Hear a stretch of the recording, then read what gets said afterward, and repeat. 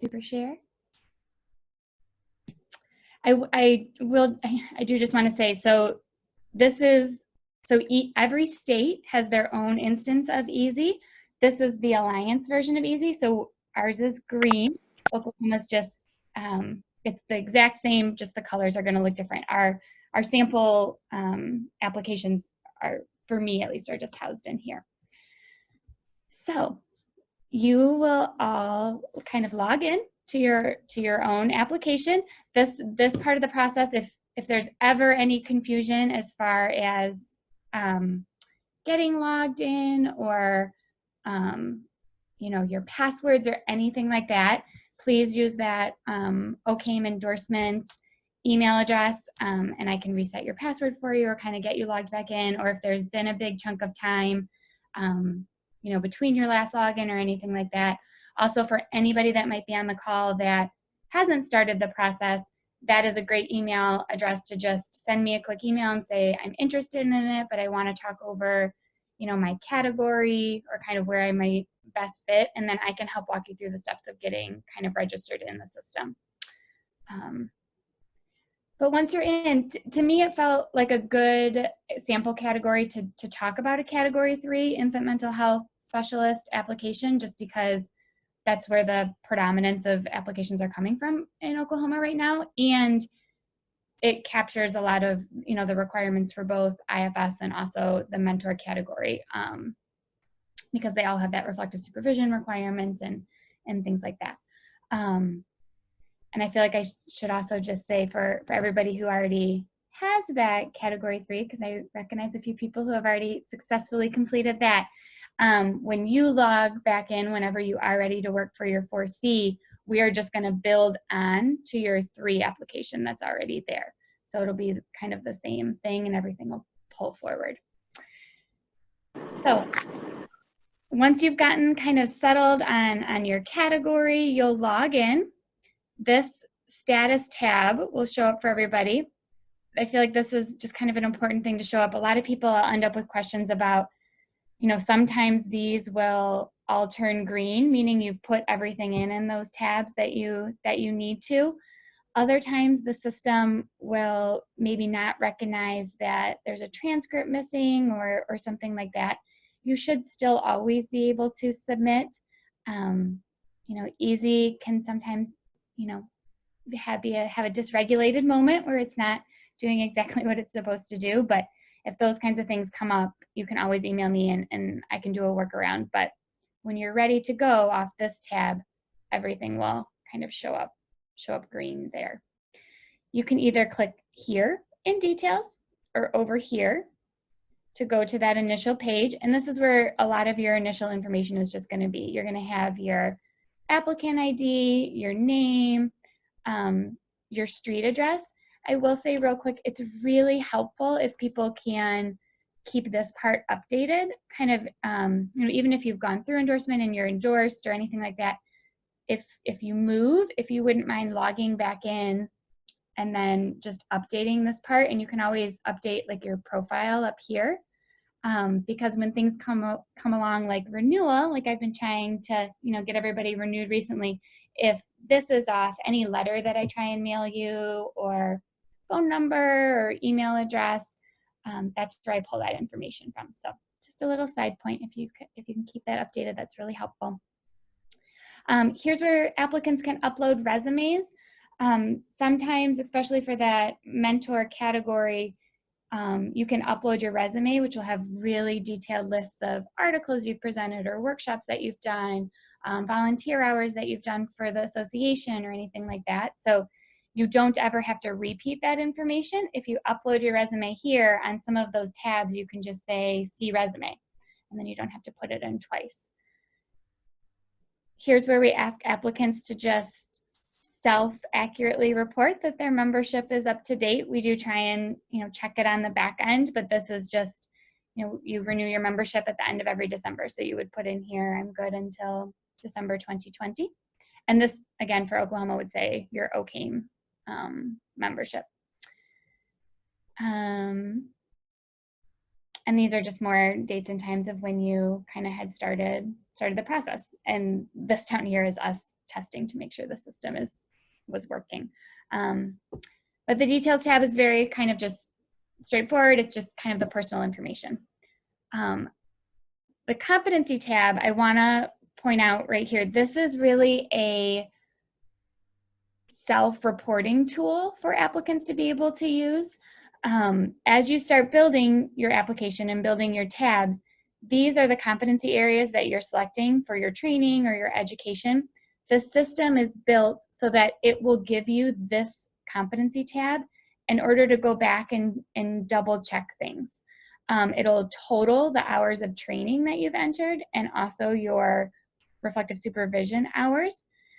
A really big point I want to make here is that I want applicants to know you do not have to have every single competency checked for training and for education in order to be able to submit or in order to be able to have a successful review of your application and go through with endorsement. Part of when endorsement was developed was this idea that people are going to come out of school with some education that hit certain competency areas, but they're going to need trainings to fill in, certain areas, whether it's, your grad work didn't cover pregnancy or your bachelor's degree didn't cover pregnancy, so you went to a training on that. I just really want applicants to know it's not a must-have every green check mark here in everything. We're really looking for good enough to have met the standards across all of the tabs that we're looking at. So there's nothing that has to be completed on this competency tab. It's really a self-check tool so that you don't have to keep going back and forth to all the different tabs and check. Agreement and ethics are two of the most straightforward tabs. I think those are the ones that applicants get done right away. You will log in and you are just signing here at the bottom that you agree to kind of the endorsement agreement. And you can kind of read through that on your own. The agreement is something that's just signed the one time when you're working on your initial applications. The ethics in our infant mental health code of ethics, that's something that we do sign every year at renewal as well. And it just talks about upholding, our ethics, our values. And so we re-sign that every year. And once it's signed, then you just move forward. Okay, I want to flip. I don't look like I've had a question or anything. Okay. So if we keep going, the education tab. This is one thing that it is important to kind of highlight. We do request that they are official transcripts that are sent in. We also ask that there needs to be an official transcript from every institution or university where a degree is earned. So if someone is applying at a category where you have to have the master's degree, we do need to ask that we get both the transcripts from the master's degree and also the transcripts from the bachelor's degree. If you're applying at IFS, you only have to have the bachelor's degree. So, we can just have that one. I will say electronic transcripts have just become much easier in this day and age than hard transcripts. We can accept both. On the OCAIM tab, it'll say right here, this shows where to mail them if you're being endorsed through the Alliance. But on the Oklahoma one, it'll give both the mailing address for it and then also the email to send them to. And then when I receive them, I will upload them and then add them into your tab that you've opened. And I'll also give you a note here in these comment boxes that says, hey, I just wanted you to know I was able to upload your transcript. Great work. We can move on to the next one or something like that. What is a part of the applicant's role, kind of even maybe hopefully before the transcript's even been requested. I need to move this to my side. Okay. You will be in here and you will click this add entry button. And so you'll open up a slot for each transcript that you're going to request. So if you have to request both your bachelor's degree and your master's degree, you're going to end up adding 2 entries. And then for this tab, you're going to say, yes, the degree was earned. And then there's a little reminder, it has to be the official one. And we'll say Miami 24. We'll say BA. If my name was different at that time, so I could put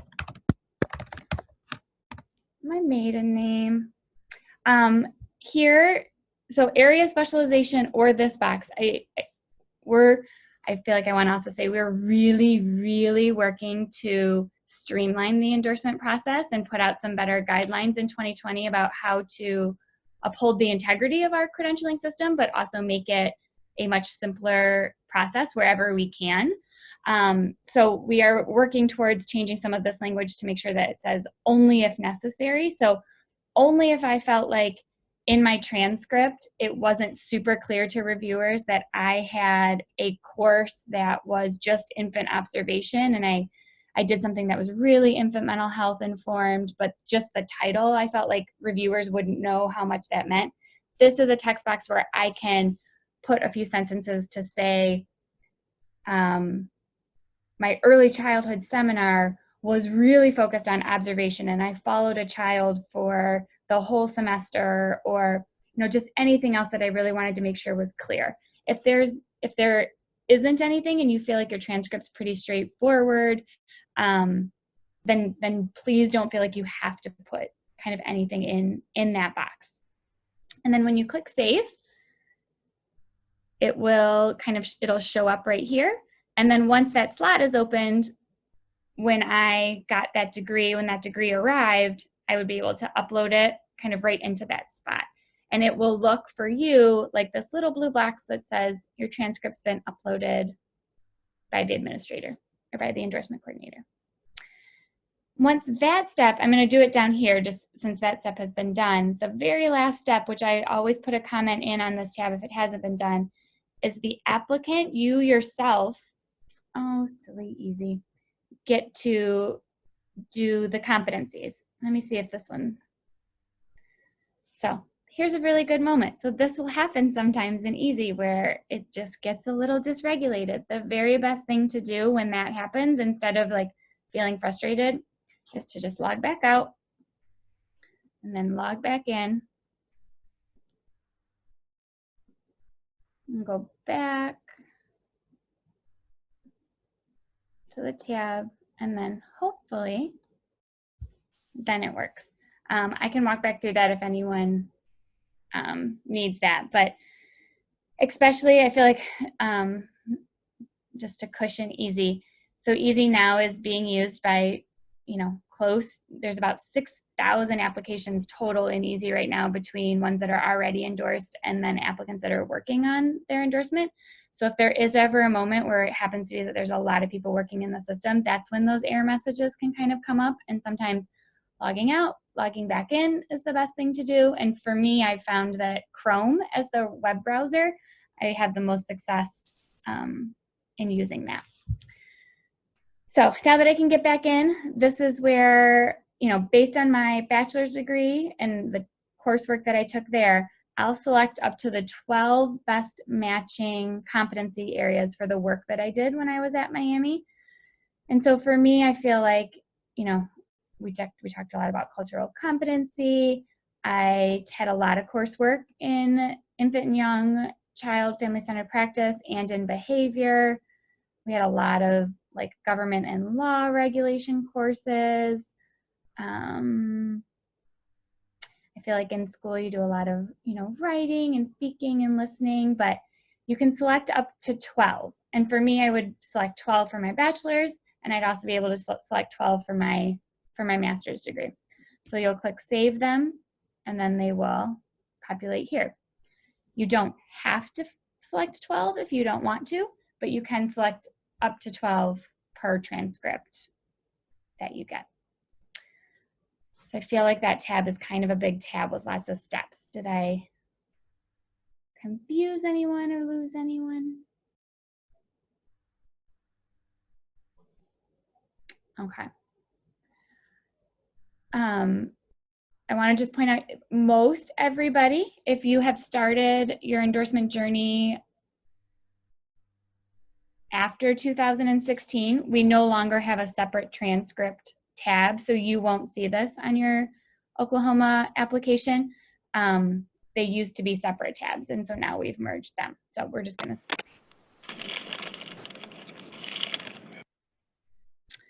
All right, the next big one is our work tab. And so that's where, hopefully your category of endorsement, we've really been able to think through what your scope of work practice is. And since this is an application for an infant mental health specialist, hopefully our work experience then really captures that clinical kind of infant parent psychotherapy, dyadic, ghost in the nursery, intervention work. So on the top of each tab, I guess I also just want to point out the requirements for that category of endorsement are listed again at the top. So if you ever had, questions or anything like that, you can refer, back to the top of the application. The other, I get this question often, like how many work experiences do I have to add? Should I do like all of the work history that I've ever done? And what I really try and tell people is that, so none of your work experience ever expires. I mean, I think everything we've done over our journey has helped to, bring us to where we are and created, who we are in our, work experience. For purposes of being efficient, you only need to put the work experiences that meet the requirement for endorsement. So if you have just had, one work experience where you worked for 3 years postgraduate doing the clinical practice, you can list just that one work experience, again, by, adding an entry here and typing it all out. If you feel like it's really important for reviewers to know other work experiences that you've had, whether it was an internship or something else that you did, you can list those. Also know that if they're listed on your resume, reviewers will open your resume and be able to see that there and kind of get the full picture of what you were doing. But I also just really want everyone to hear me say one time that, like, we understand that endorsement is a big process and it can be very time consuming. And so we really only require you to fill out the events that fulfill the requirements of that category of endorsement.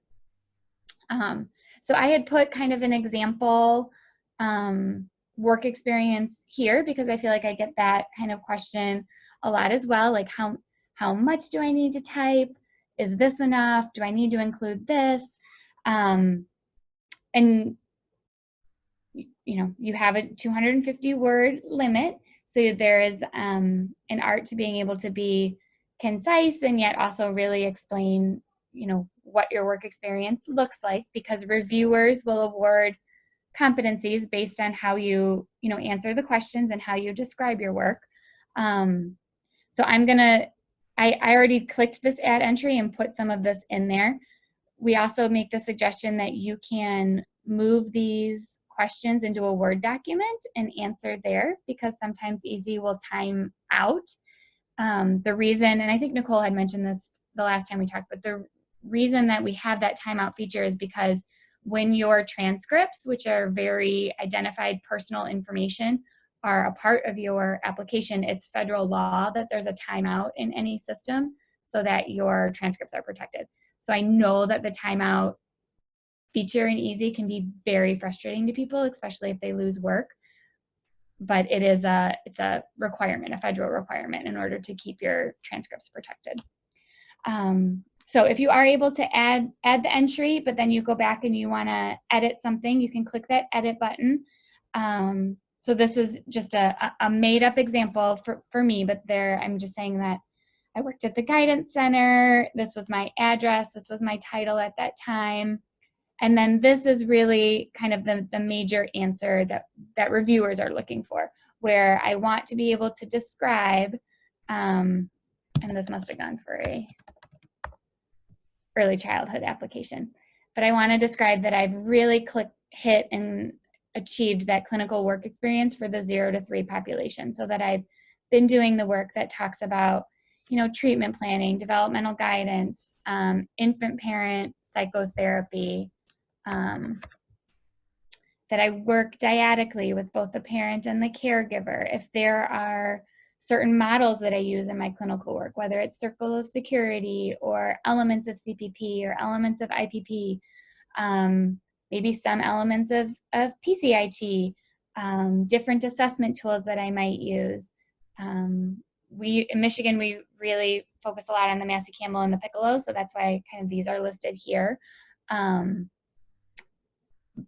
And then any elements of, you know, my position where I participate in individual and reflective kind of group supervision and consultation. Just really trying to make sure that, you know, reviewers get a solid feel that you're doing kind of that clinical scope of practice. And then the second box is a way where you can also, given the competencies that you've listed, you can also start to talk a bit about, you know, I advocate for my families. I'm connecting them to community resources. I'm providing assessments and screenings. I stay very relationship focused. I might consult with a daycare or consult with other family members, or I help to include fathers or foster parents. I know you guys have a wonderful court system, so, you know, you can kind of help describe how you know, use some of those advocating or those writing skills in writing court reports or anything like that. But again, these parts can always be saved, and you can go back and edit them or kind of reword them as you're moving through your application. To highlight just real quick too, if you are currently still in the same position, instead of leaving this part blank, the end date, it's helpful to write current, just so reviewers know that that's where you're still working at. And to make sure that you include who your direct supervisor was at that work experience, because one of the requirements on the reference rating page is that you get a reference rating form from your direct supervisor to just check on, you know, HIPAA or rights violations or ethics or anything like that. And so if you put here, like I listed here that, you know, my supervisor was Jamie White, reviewers are going to make sure that there was a Jamie White that completed a reference rating form in my behalf.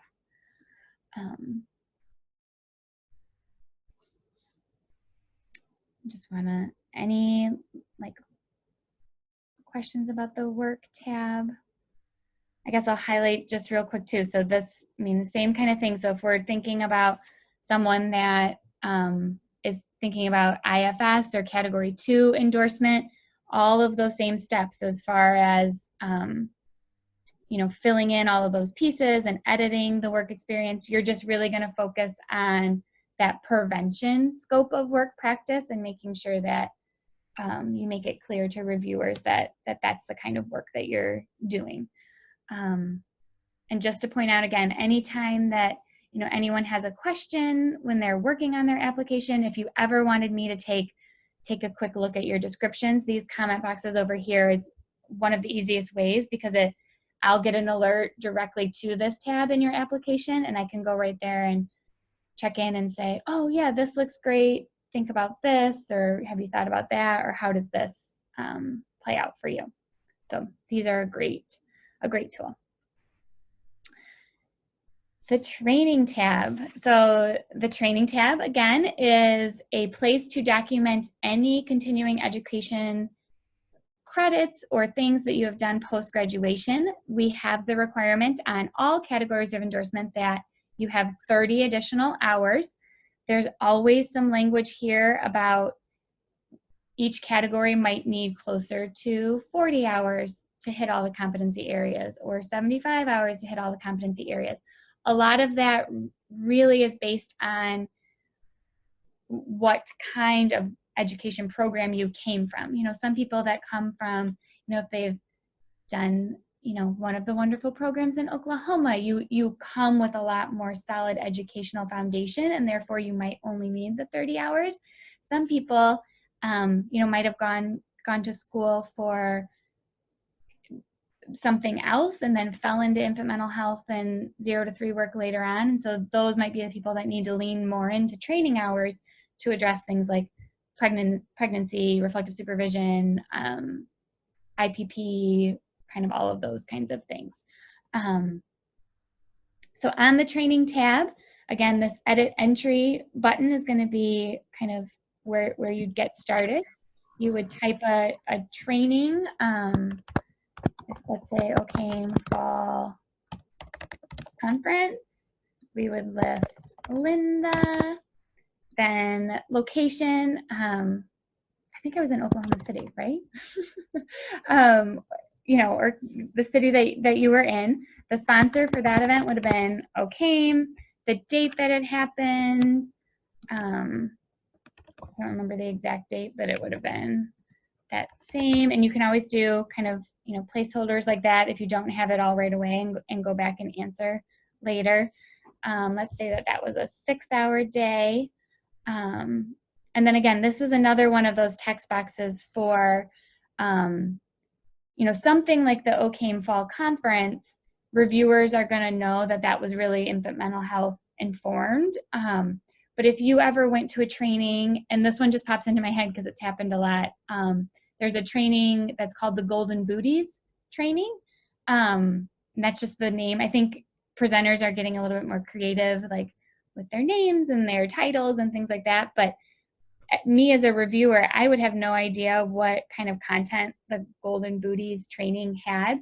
So here's where I could say this training talked about, and then, you know, fill in for reviewers if it was about development or dyadic work or trauma or just anything like that. But if there's enough from your training to know what it is, or if the training was, if it was called the DC 0 to 5, that's where you went, you wouldn't need to add kind of anything there.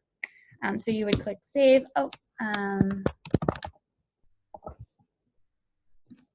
Just to shorthand. So once you've put it in, again, this is the step 2, just like in your education tab, in the training tab, you as the applicant get to select the competencies. And because this was a 6-hour training, I can select up to 6 competency areas. This is a part of the endorsement process where we really, we're leaning into the applicant to tell us kind of what it meant to them. You know, for me, the FAN training might mean, you know, really talking about family relationships and dynamics, relationship-focused practice. I might have really gotten a lot out of that training as far as like the parallel process and self-awareness, contemplation. Somebody else that went to the training right next to me might have been really focused on empathy and compassion, or collaborating, or building and maintaining relationships. We really allow applicants to self-report about kind of where they were at that day in that training, and what, you know, what it meant to them. Because I think, you know, depending on the day, we're all thinking about holding a different family in mind, or we're at a different place in our work. So you get to self-select, and you can self-select up to the same number of training hours. So if that day would have only been a 2-hour training, then I would only get to select 2. If it would have been a 2-day training, I know some people got to go both days. So let's say that would have been, you know, 14 hours, then you would have, you know, up to 14 hours here. And you will be able to, you know, continue to add entries, as many as you need, in order to hit that benchmark of having the requirement of the 30, or being able to feel like you had as many competencies areas matched as you needed. And this is always a point too, where you can add all of the trainings in there, and then also go back later and, you know, edit the competencies. There was something else that just popped into my head and it went out. Oh, and I felt like this is just another quick point that I want to point out. I think there's a wide range of what applicants do here, as far as, you know, training. We say training never really expires. And so I think some applicants I've seen up to, in the 50s and 60s as far as the number of trainings that have been entered, and that is like wonderful and really does help to show strength of an application. But I also want to be realistic about people's time, and I don't want anybody to feel like they have to go back and drudge through boxes and boxes of certificates to find everything. We're looking to make sure that you've hit the requirements, that if you're applying at a category, that you're going to sit for an exam, that you're well prepared to sit for that exam. And if you're not, hoping that you hit that requirement, but not feeling like you need to put 30 additional hours into this application in order to get everything in there. It looked like something. Hey Kelly, this is Tessa. Is there a new requirement that I noticed, and I don't even know if this is new, that a conference only counts you can only count so much of that, the requirements with the conference? Yep. So on the very top here, we do hope that applicants for that 30 total are only using one conference in there. You can list multiple conferences, again, for like strength of application, but we do hope that within those 30 hours, only one is coming from a conference, so that there can be a balance between also attending longer full day trainings that tackle one topic area. So the hope is that people are able to have a good foundation of maybe going to a conference and having shorter workshops, and then also being able to attend, whether it's a CPP cohort or a 2-day fan training or a 2-day circle of security training or something like that we can hold a depth of training experience as well.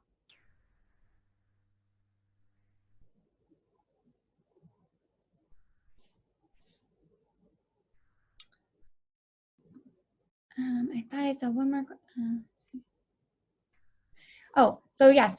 One other good question that just came up. So, and I have seen this happen before. So if, like for the fall conference or for CPP cohorts or Introduction to Infant Mental Health or a learning collaborative, Infant Mental Health Learning Collaborative training series, you can list multiple dates within one training entry. So if it's easier to put the start date and the end date, and then use this open text box to say we met February 1st, February 7th, February 22nd, or something like that, then your total hours would be the sum of all of those days, if that makes sense. But that is completely fine to do it that way.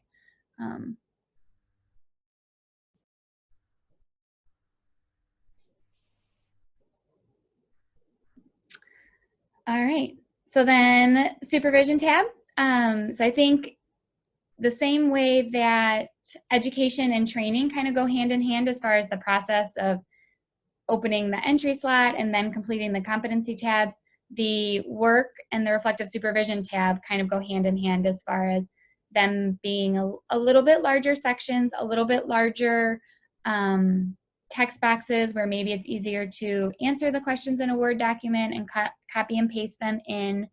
I'm going to go down to these first ones were samples for testing purposes. I think this one is where we had a good example. So again, we're really looking sometimes, especially in Oklahoma, like you guys have had so many wonderful opportunities to be connected to providers out of state at times and learning collaboratives and reflective supervision groups. We are looking for enough supervision entries that meet the requirements as the number that have to be put in there. You can always put the additional ones if you feel like they're really beneficial to your strength of application. But we're looking to have at least one supervision entry that meets the requirements listed at the top. So for IFS, it's 24 hours of reflective supervision. For this category 3, for infant mental health specialists, it's 50 hours. and we're looking for it to be from an endorsed provider already at the appropriate category or from a vetted provider for the time being for Oklahoma. When it started, when it might end, or maybe it's still currently happening, and the total number of hours that have been provided. Whether it was group or individual, maybe it was both from the same person. I know for me, when I was working on my application, I was in a group with my reflective supervision provider, and I got one-on-one. And for me, it felt easier to write those as two separate entries because I had a slightly different focus for both. But maybe for you, it feels okay to include them as the same one. And again, you're going to have a 250 word limit within Easy to add this, but you want to kind of give enough information that helps the reviewer know that the kind of supervision you were receiving was reflective in nature, that it was a, hopefully a rich, supportive environment where you were allowed to, explore and think through feelings, hold multiple perspectives, hold multiple relationships, feel safe enough to talk about your work, to use professional use of self, think about judgments, think about the impact on the work.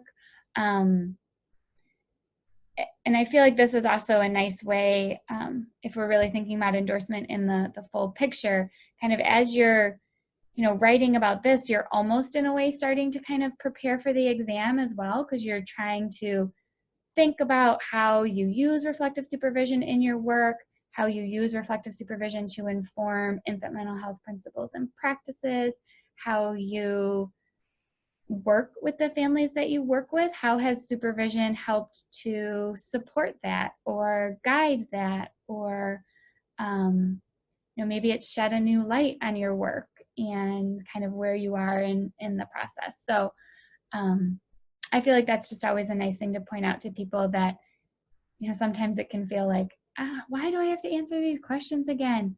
Or what am I getting out of this? But I think if you can think about it from that lens and as a chance to kind of pause and talk about your reflective supervision time and talk about your work, my hope is that it'll feel a little bit kind of more meaningful for people. And I also think there's good practice in being able to write that. I think oftentimes we integrate infant mental health principles and practices, and they become who we are, and they are what we do and what we live every day. And sometimes I think it's different for us to pause and have to write about that for a second, and write about how we do that every day, because we don't often have to articulate it in that manner. So if that helps to understand why we do this that way, I can pass that along. And then just at the bottom, you're checking if it was a received or provided time.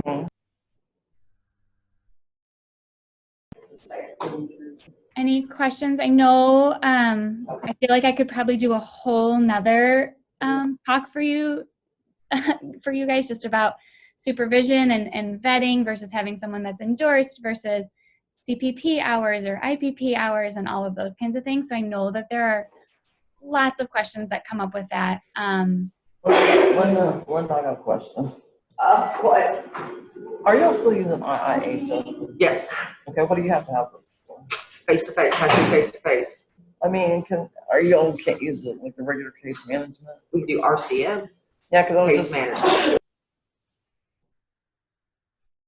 I don't know if that was. Gamma, are you trying to ask a question?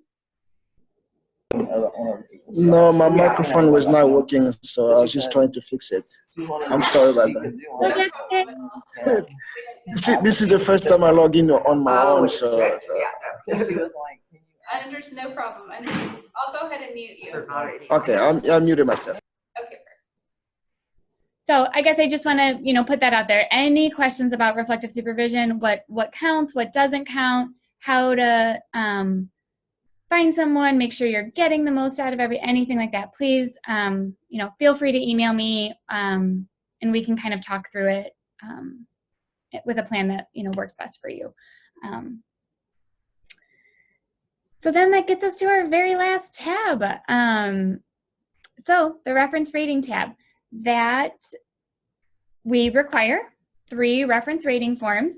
I feel like it's really important to point out at the top, the reference rating forms are the only things that expire within your endorsement application. So I often tell applicants you don't want to request your reference rating forms until you're, maybe 6 months closer to when you think you're actually going to submit. The requirements for who must complete a reference rating form based on your category of endorsement are listed on the top of your application. For a category of endorsement that requires reflective supervision, it is required that you get one from your reference rater. I also feel like it's important to point out, or it's a good point of reference, that you can get samples of all of the categories of the reference rating forms off the Alliance website, or email me and I can send you a sample one. I feel like sometimes using a blank reference rating form with your reflective supervisor can be a great tool for prepping for the exam, or just even as you're getting ready to submit your application, as far as being able to be a talking point about, where are my strengths? Where are my areas of growth? Where have I come over the last year that we've been working together? So I also they're not secretive in that domain. We don't ever share a completed reference rating form directly with the applicant, but you can get a blank one and use it as a template for having a conversation with your reflective supervisor, or even your direct work supervisor if you thought that would be helpful, because every category of endorsement you do have to get one from your direct supervisor. Sometimes it's just our direct supervisor might not be someone that's directly in the 0 to 3 work, so maybe it wouldn't make as much sense to use that to talk with them about. But I like people to know that they're there, and they're kind of a great tool for just having a grounding conversation about where we are in our infant mental health work. And so then the third one can be, your third reference rating form can be from a colleague, a trainer, somebody else at your work practice. It could be from another supervisor, or maybe you have 2 reflective supervisors, a group and an individual person. But again, they're at the very top. So when you're going to put in your reference raters, you're going to do the ad entry. You're going to put their name, where they're from, their phone number. It is really helpful if you can get a personal email address from the people that you're sending the forms to.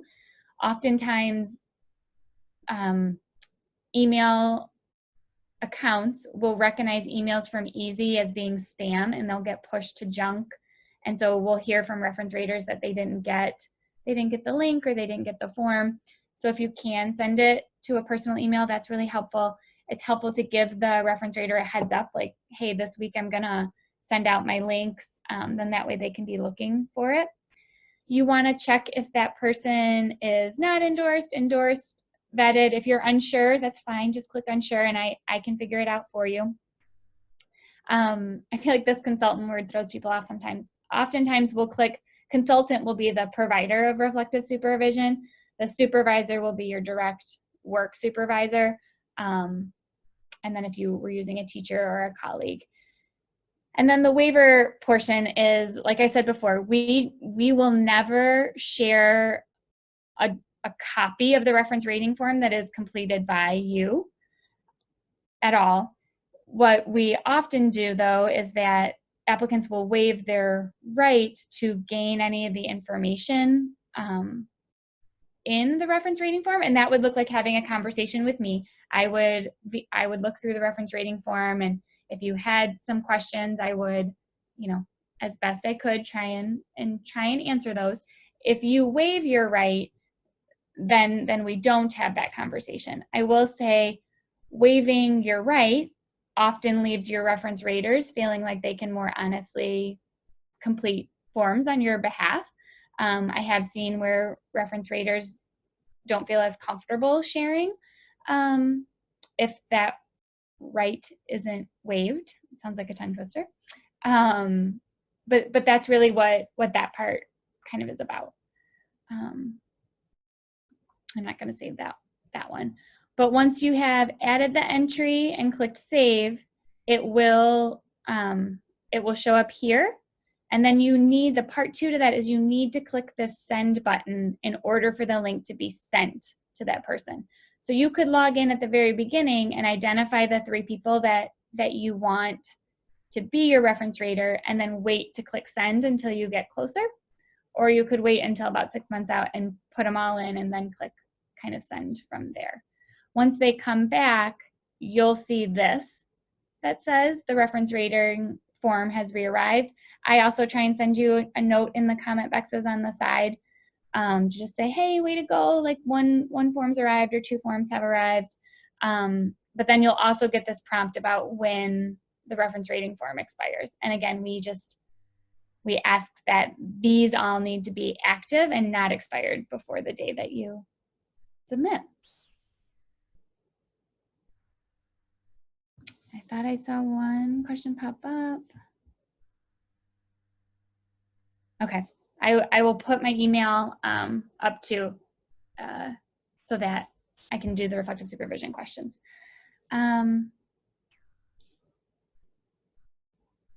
Any larger questions? That's the whole application. I feel like we got through it all, but I feel like I kind of went a little bit quick. I'm sure there are. Kelly, this is Tish. Hi. Hey, I do have a question about the mentor's role in this process. Yeah. Talk a little bit about how they have access to the updates and that kind of thing so they can help the applicant walk through. So the reflective supervisor's role in helping an applicant? I know that I have people who, I guess I'm their supervisor, and that's why I'll get little notifications when one of my supervisees is updating their portfolio. Oh. So I kind of keep track of what's going on with them. Well, I'm thinking right in this moment, Tish, you might just be getting notifications because at one point you were their assigned advisor, or you were maybe a different role, because as the supervisor, you shouldn't see anything from Easy. So is it as their mentor that's supposed to be helping with this process? I get that notification. Yeah, maybe it is as if you were assigned as an advisor kind of early, like even earlier on. If there's anyone, maybe send me a quick email of notifications that you do get,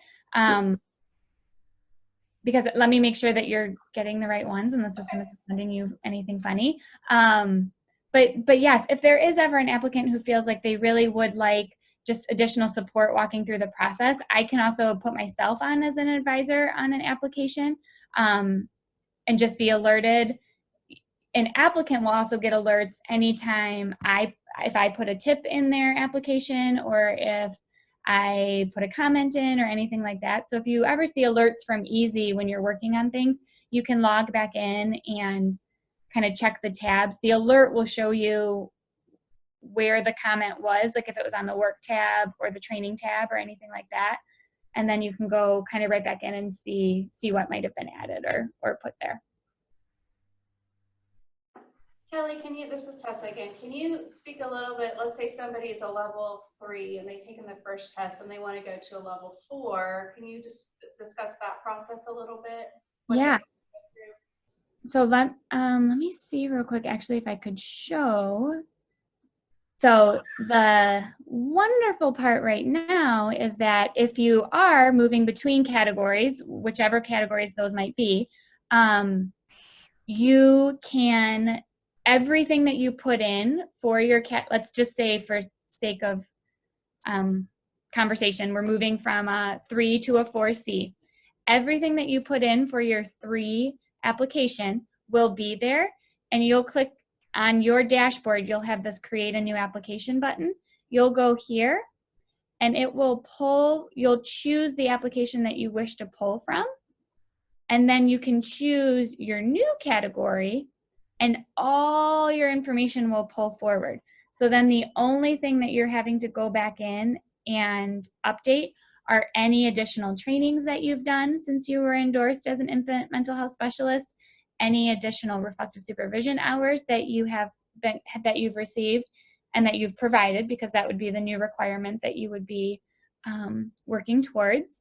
And the same goes for if you were going to move from an infant family specialist to an infant mental health specialist. If you weren't doing all the clinical work, quite yet, or you just started doing the clinical work, everything you put for that too would, all the trainings, everything that you did would just move forward, and you would just add any new additional information for those new requirements. So it saves a lot of time. That's great.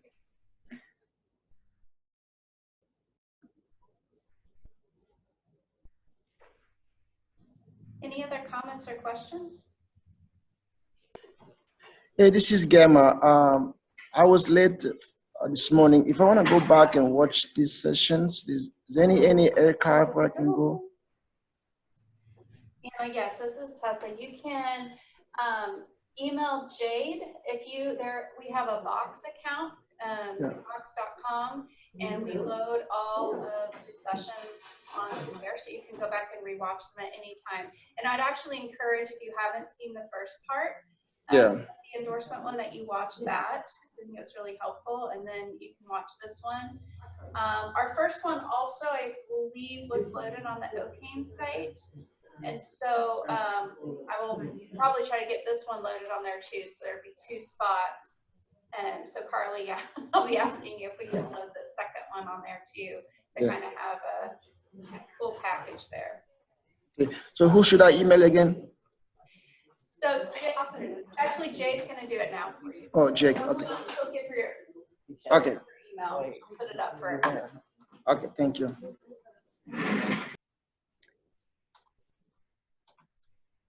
If there were no other questions, I had these pulled up and loaded too, just because I feel like I know like the exam is a big thing, and I know that has lots of feelings and everything that goes with that. I guess I just wanted to, I have to stop sharing this real quick. Just point out that these 2 exam documents are always a work in progress. We're always updating them. We try, whenever we do make an update, to update them on the OCAIM website. I also try and send out, if we do make an update, I will send them to everybody that is working on an application at those categories, or when you get the approval to sit for the exam. But I just really want to point kind of these out again, because they are your best friend as you start to prepare for the exam. This endorsement exam prep list, this is not something at all that's put together to mean that you need to read every single thing on this list in order to be ready for the exam, but it is just a touch point of being able to check through, like, oh yeah, I've read that one before, or I've read that one again, or oh, I haven't read that one in a long time. That might be nice for me to visit and refresh. This what to know about the exam is one that we try and update as often as we can, with really quality feedback that we've gotten from applicants. I feel like I want to stress that as well, that I really, really do appreciate all the thoughtful conversations that happen post-exam, whether it's good news or bad news. And we take all of that to heart and really try and update things as best we can. So there have been updates to this document as far as, things to remember, things to prep for the exam. So both this one and the exam prep list are also really useful tools, I think, to also take back to your reflective supervisor, to your provider, and have a conversation about, here's where I think I am with this part of my work. Where do you think I'm at? What could I do to strengthen this? Which articles do you think would be best for me to look at? So anytime I have a second, I just want to plug those 2 things, because I think that they're helpful.